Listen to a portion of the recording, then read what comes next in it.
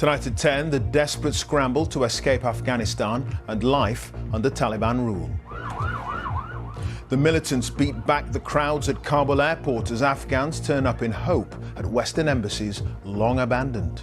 These people have no real information about what they can do to leave Afghanistan, but they're desperate. In fact, they're coming to us. They're asking us, is it true? Will the Canadians give me a visa? The fact is, most of these people will never get one. The UK says it will continue to help people escape as long as the US military controls the airport. We are the lucky ones. We made it, and there are lots of people who are really need help. The UN is warning that the Taliban is systematically hunting down anyone who worked with US and NATO forces. We'll be live in Kabul, also tonight. Tragedy as one young Afghan boy who did make it to the UK falls to his death from a hotel window in Sheffield. New research finds COVID vaccines offer strong protection against the Delta variant, but vaccinated adults can still carry high levels of the virus. The appeal of Morrisons, two multi-billion-pound bids from America to control the British supermarket chain. You are superheroes. Really? Yeah, it was superheroes. And the Paralympics join a global campaign to improve the lives of 1 billion people living with disabilities around the world. In Wales today, the scale of the recovery facing the NHS has been laid bare as waiting lists again hit record levels. And he fears for his life, the woman from the Vale of Glamorgan trying to help a friend flee Afghanistan. And coming up in the sport on the BBC News channel, history made. Glamorgan win a knockout trophy for the first time. They beat Durham at Trent Bridge in the One-Day Cup final.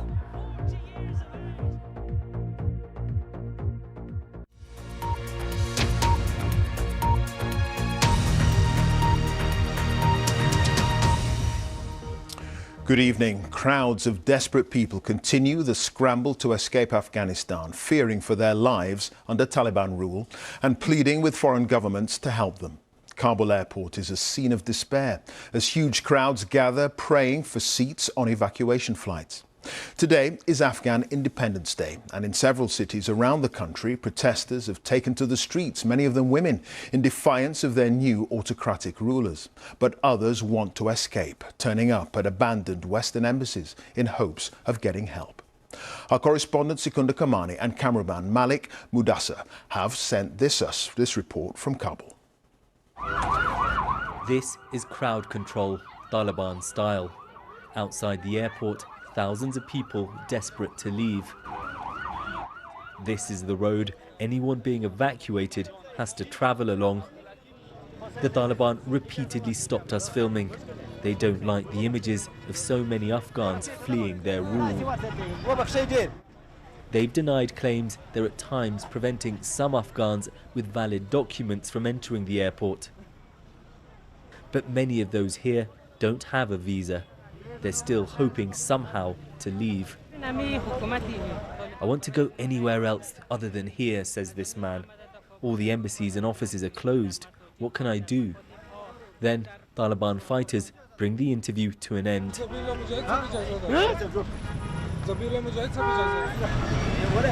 The Taliban are everywhere you go in Kabul. They're heavily armed, but for the most part in the city, they're friendly. Today saw more protests expressing defiance to their rule, rallying around the Afghan flag. Outside the Canadian embassy, more chaos. Hundreds of people frantically scribbling their names on pieces of paper, hoping it will somehow lead to a visa. The embassy has already been evacuated. These people have no real information about what they can do to leave Afghanistan, but they're desperate. In fact, they're coming to us. They're asking us, is it true? Will the Canadians give me a visa? The fact is, most of these people will never get one. This family haven't spoken to anyone at the embassy, but heard rumours if they turn up, they'll find help. There's war, misery. I can't even buy bread for my children, says this man. New footage today of the even more chaotic scenes at the airport earlier this week. It was an accident. Some parents so desperate they hand their children over. And new details too on the horrifying story of those who lost their lives. One of the young men who fell from a plane clinging to it even after takeoff, a talented footballer who had played for the national youth team. 19-year-old Zaki Anwari, part of a generation of Afghans now facing a deeply uncertain future. And Secunda joins us now from Kabul. Secunda, we've seen so many different faces of the Taliban over the last few days. How would you sum up how they are ruling this country?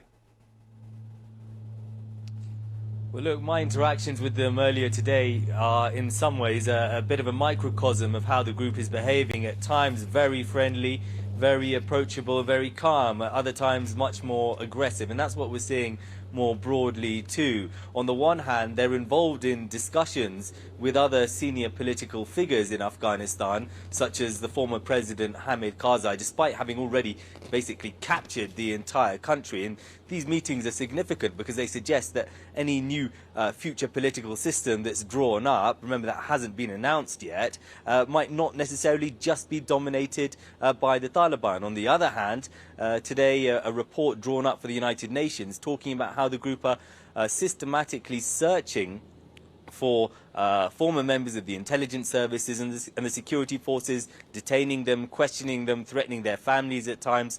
And you know, the Taliban have declared an amnesty for all former members of the government. They seem to be adopting a fairly conciliatory tone in public at the moment, but prior to them taking Kabul, well, we've seen reports of revenge killings in some places.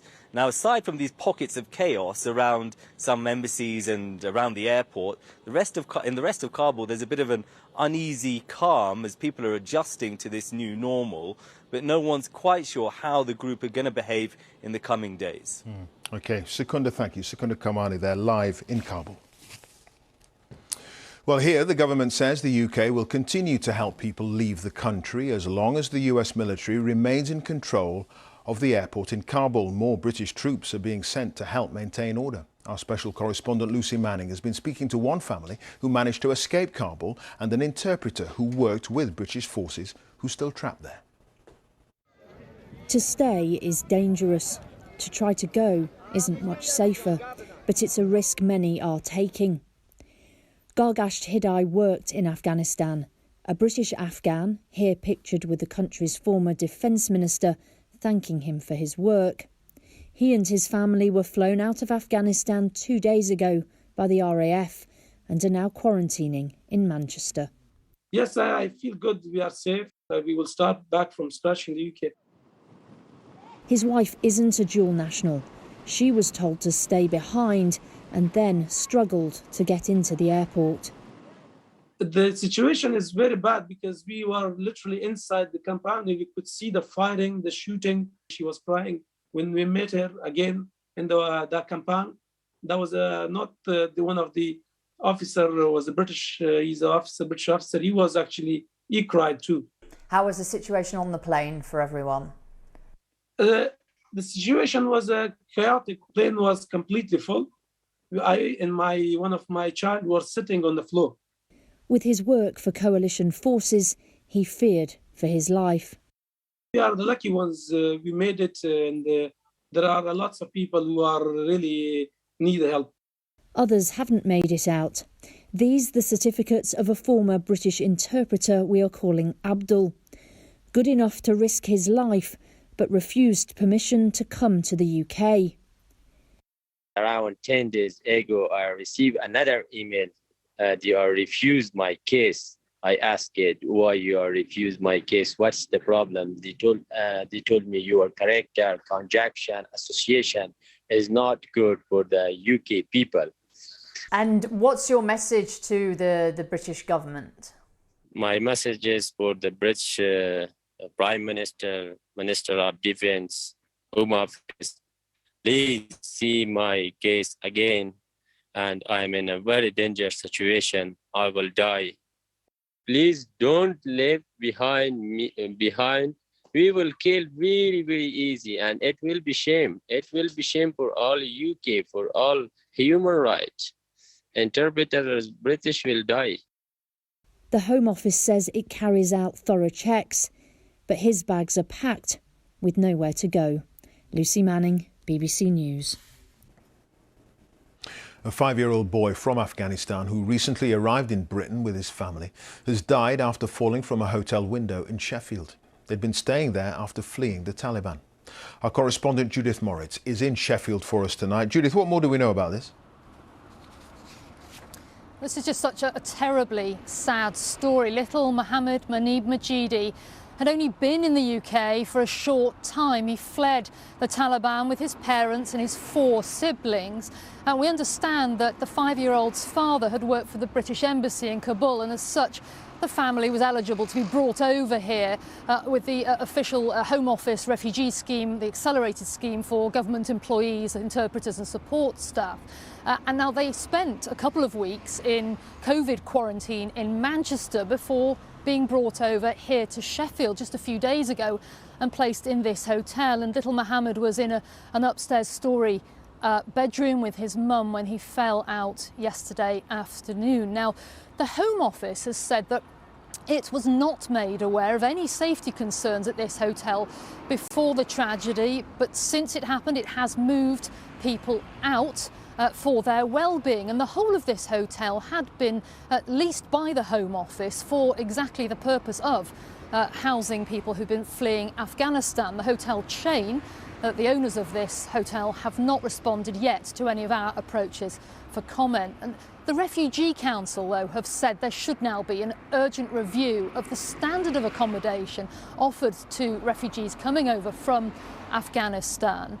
And there will be serious questions now for the Home Office to answer about what steps were taken to ensure the safety here for vulnerable families, whether this was suitable for children, particularly after there have been several months of criticism of the Home Office for substandard accommodation, people have said, for asylum seekers and refugees who've been housed in barracks and holiday hotels elsewhere. OK, Judith, thank you for that. Judith Moritz there, live in Sheffield. The Foreign Secretary, Dominic Raab, has rejected calls to resign after being accused of a catastrophic failure of judgment in his handling of the Afghan crisis. He's been criticised by opposition parties after it was reported that he failed to follow advice while on holiday to call his Afghan counterpart last Friday to discuss evacuations. The Defence Secretary, Ben Wallace, says such a phone call wouldn't have made any difference. Our political correspondent, Ben Wright, has the details. A potentially life-saving flight as the rescue continues. Up to 10 planes a day are carrying British nationals and Afghan evacuees from the chaos of Kabul to the UK. I spoke to a UK resident of Afghan origin, we'll call her Sarah, who's waiting to hear if her father and other family have made it out. That the practicalities of the situation are different than what the instructions want. I completely appreciate that there is efforts being made to have, you're saying tens of flights landing every day and whatnot. It's not as easy as well, land the plane, you get there, job done. It's just not that simple, unfortunately. There's now a rush to leave, and according to a report in the Daily Mail, government officials asked the Foreign Secretary Dominic Raab on Friday to urgently call his Afghan opposite number in order to arrange help for Afghans who worked for the UK.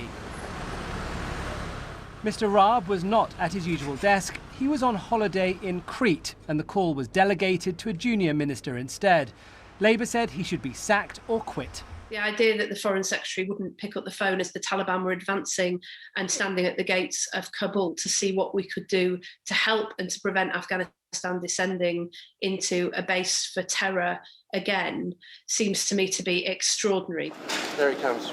But today, Mr. Raab shrugged off the calls to go. Are you going to resign, Mr. Raab? No.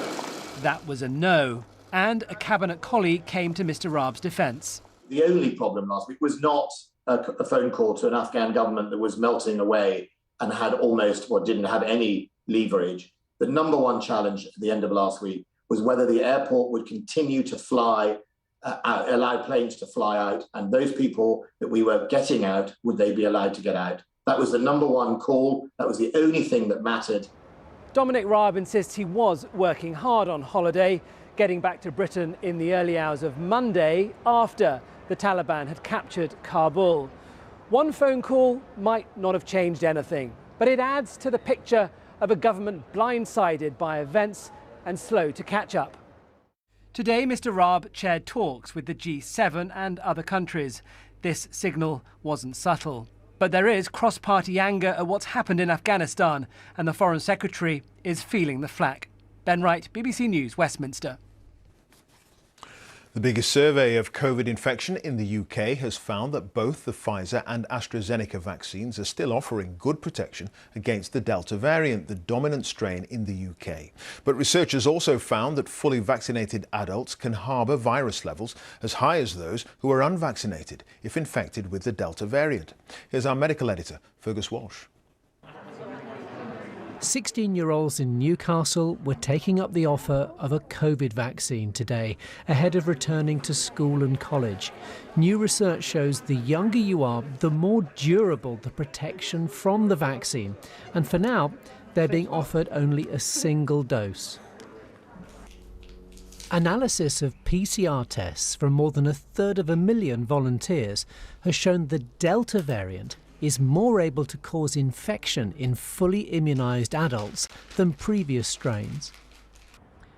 The study found that 2 doses of the Pfizer vaccine initially gave more than 90% protection against symptomatic COVID infection, compared to around 70% for the Oxford AstraZeneca jab.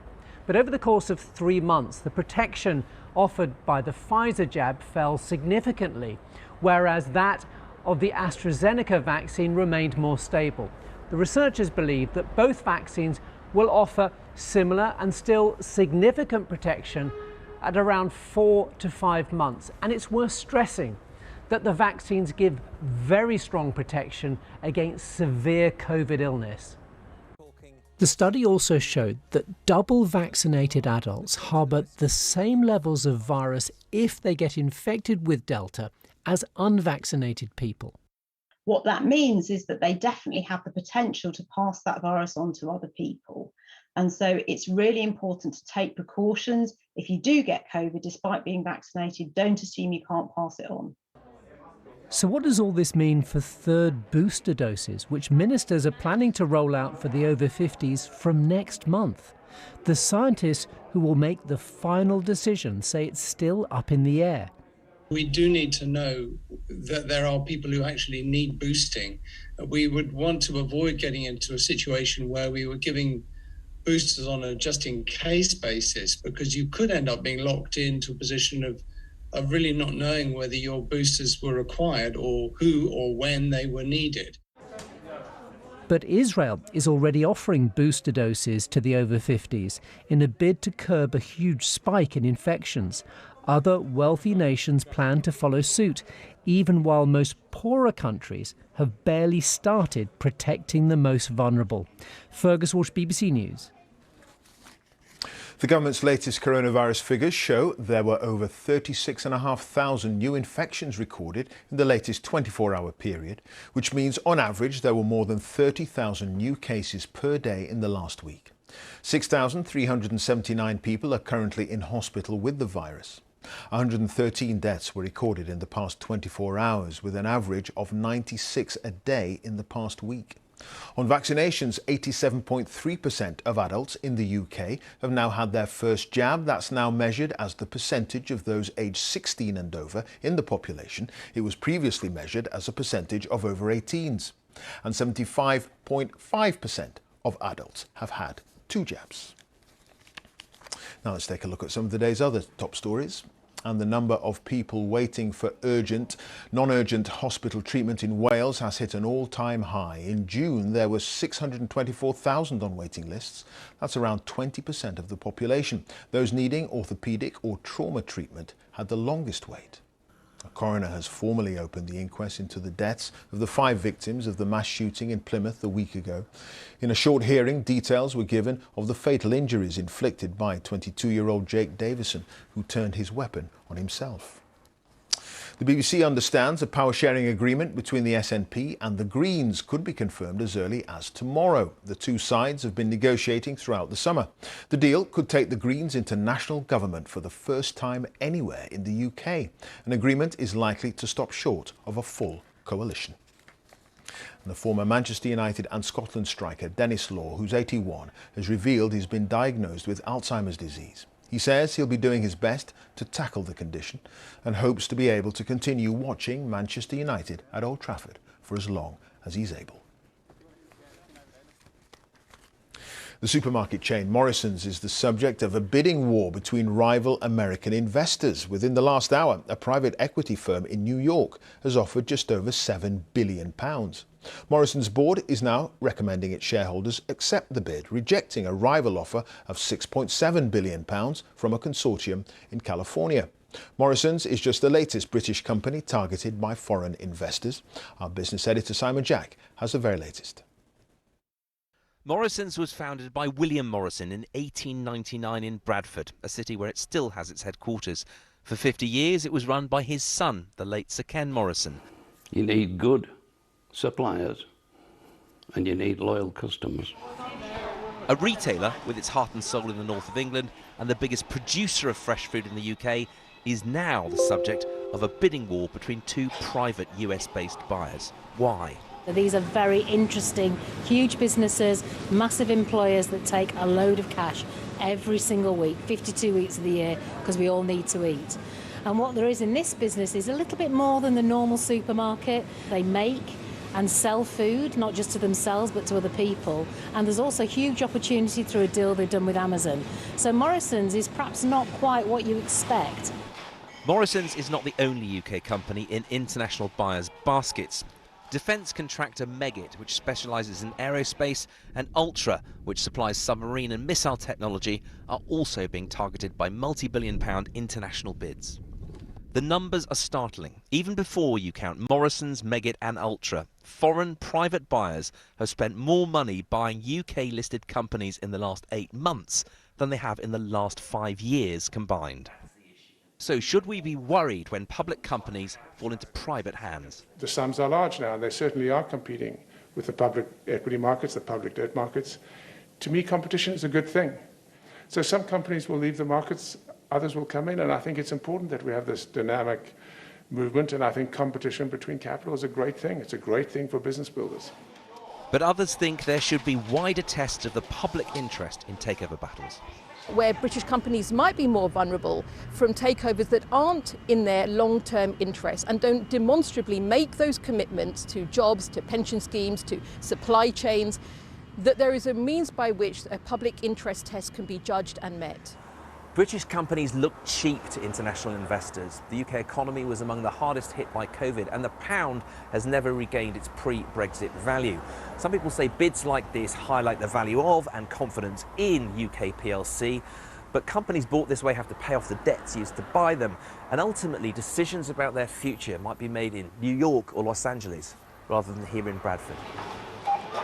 The government plans to expand its powers to intervene in takeovers and to increase the scrutiny of private firms. But that hasn't so far stopped a rush of foreign buyers to the checkout. Simon Jack, BBC News, Bradford. A new global campaign aims to improve the lives of the 1 billion people, or 15% of the world's population, that live with disabilities. Called We the 15, many experience poverty, are unlikely to go to school, and half are out of work.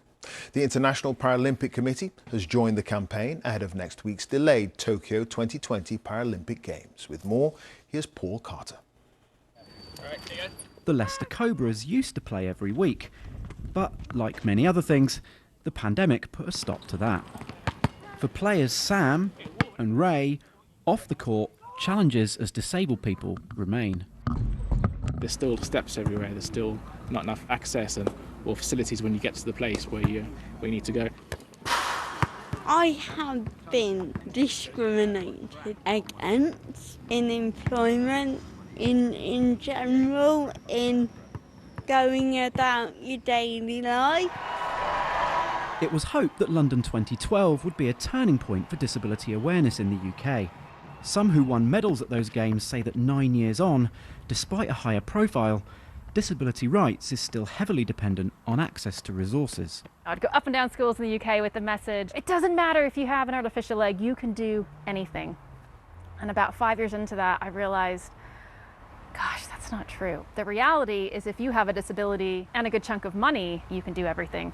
What we are lacking, unfortunately, in different parts of the world is money and investment and a commitment that everybody should be able to fulfill their potential. You are superheroes. Really? Yeah, we're superheroes, all right. A new campaign led by the International Paralympic Committee is aiming to highlight and tackle the issues faced by the world's 1 billion disabled people, 15% of the global population. We get married. We met on a blind date. Called We the 15, the campaign brings together a host of international organisations across business, culture and sport. We all break down these barriers. It's beyond sport. We want to tackle employment, we want to tackle mobility, changing legislation in nations at an international level. How do you ensure that that momentum is kept up and it gives us lasting change in 7, 8, 9, 10 years from now? We cannot rely only on the Paralympics. If we rely only on the Paralympics, we will have a limited impact. That's why we need, the business sector, employment, access to education. It's only a few days until the Tokyo Paralympics get underway, but measuring whether this campaign brings about change may take longer. This awareness needs to go down to every day, not just oh yes, we've had the Paralympics, very good, and then, we all go back into wherever they think we go. Paul Carter, BBC News. The Women's Open Golf Championship has got underway at Carnoustie. A big increase in prize money means this year the winner will take home nearly £500,000. Joe Corrie has the story.